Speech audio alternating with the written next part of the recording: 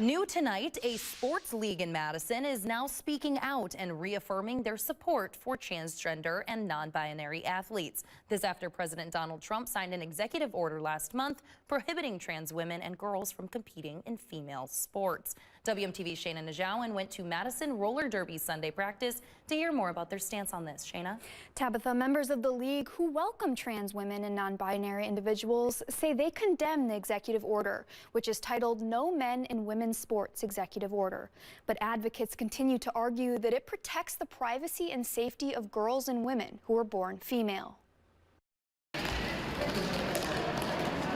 But we're very committed to creating a safe space for trans women and non-binary humans.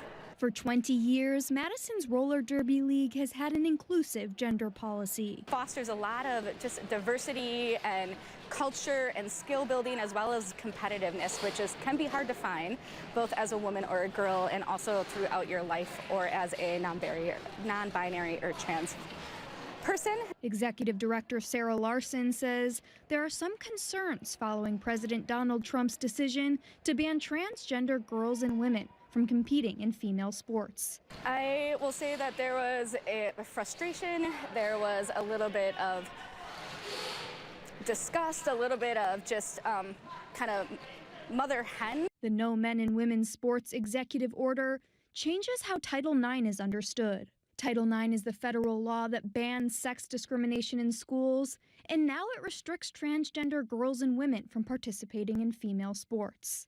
Local advocates in favor of this order, such as the Wisconsin Institute for Law and Liberty, say they are preparing legal actions to protect female student athletes in Wisconsin and defend parental rights. We are going to keep doing what we're doing. Because Larson's league is not federally funded or part of an educational institution, it won't be directly impacted by the executive order. But we are taking actions in kind of making sure we're monitoring policy. But Larson wants athletes to know they have somewhere to turn. We're bringing the league together to make sure we're listening and hearing, figuring out if there's more we can do to be safe and inclusive.